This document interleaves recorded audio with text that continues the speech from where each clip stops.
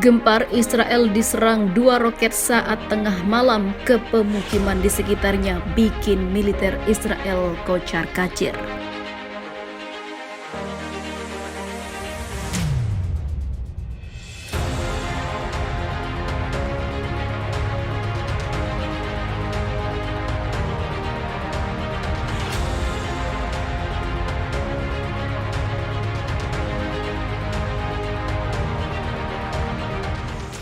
Tentara pendudukan Israel pada malam itu mengklaim bahwa mereka telah dijatuhi 2 roket yang ditembakkan dari jalur Gaza ke arah pemukiman terdekat di Sabuk Gaza.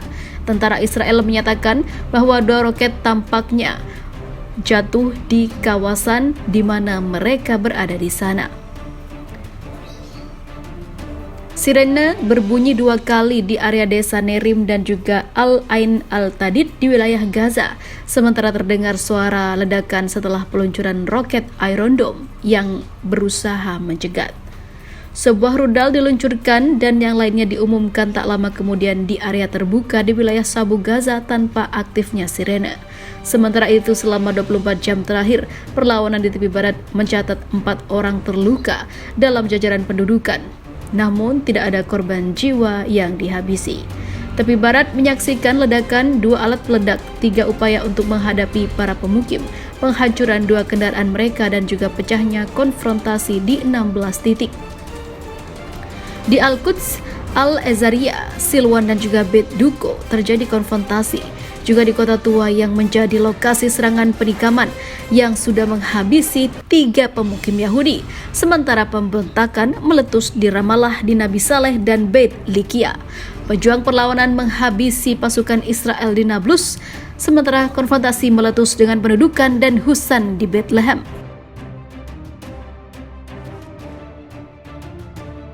Gempar, Jihad Islam meluncurkan 580 roket sirene mengaung keras di Yerusalem.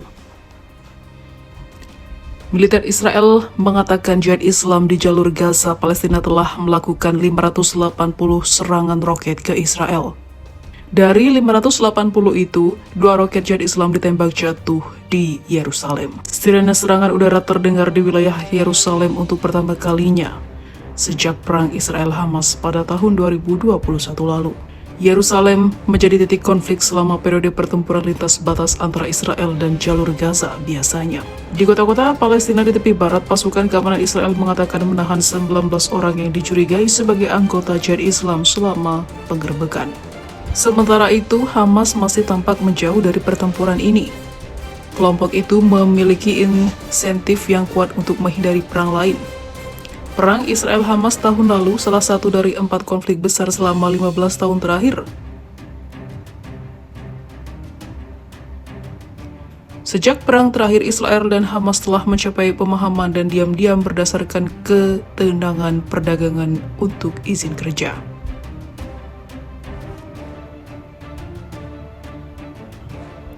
Israel telah mengeluarkan 12.000 izin kerja untuk buruh jalur Gaza dan telah memberikan prospek untuk memberikan 2.000 izin kerja lagi.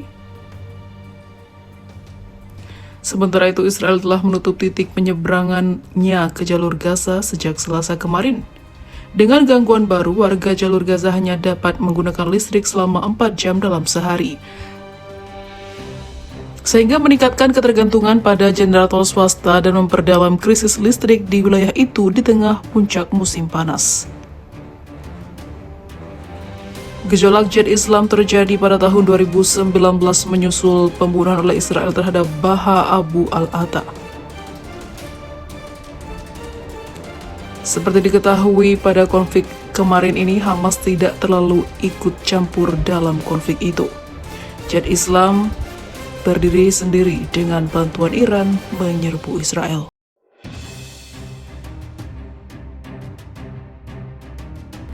Dalam serangan lain, Hasan Abu al-Atwa, wakil komandan Brigade Gaza Jihad Islam, diserang IDF juga karena menyerang sebuah apartemen di sebuah gedung berlantai 8 di lingkungan Rimal. Dia adalah saudara laki-laki Baha Abu al-Atta yang dihabisi oleh Israel pada tahun 2019. Kedua bersaudara tersebut dikenal sebagai anggota senior Jihad Islam Palestina. Kelemahan Iron Dome si kubah besi, sistem pertahanan udara Iron Dome memiliki banyak kelebihan, namun ternyata tidak seperti itu. Iron Dome milik Israel diberikan atau bahkan dibeli oleh Amerika Serikat. Melansir dari Jerusalem Post, Iron Dome sangat efektif jika volume roket ditembakkan Hamas kecil, namun kenyataannya ratusan ribu roket diluncurkan oleh Hamas dan sebelumnya juga dilakukan oleh Hizbullah.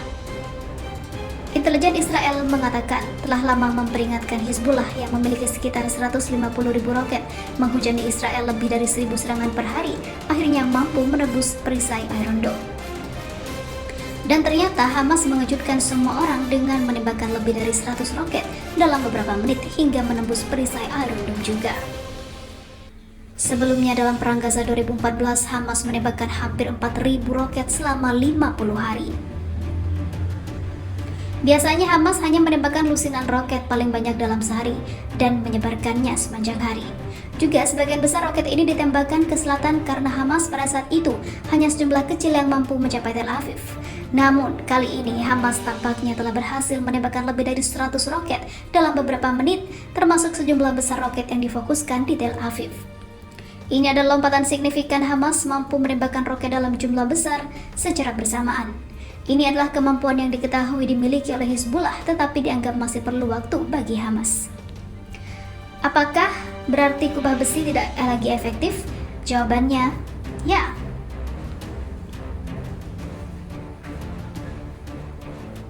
Hamas memilih untuk menembakkan banyak roket hingga membuat pertahanannya oleng. Jika Hamas dapat menembus perisai rudal dengan 100 roket dalam beberapa menit, 2 kali dalam satu hari, berapa banyak kerusakan yang dapat dilakukan dengan rudal selama itu?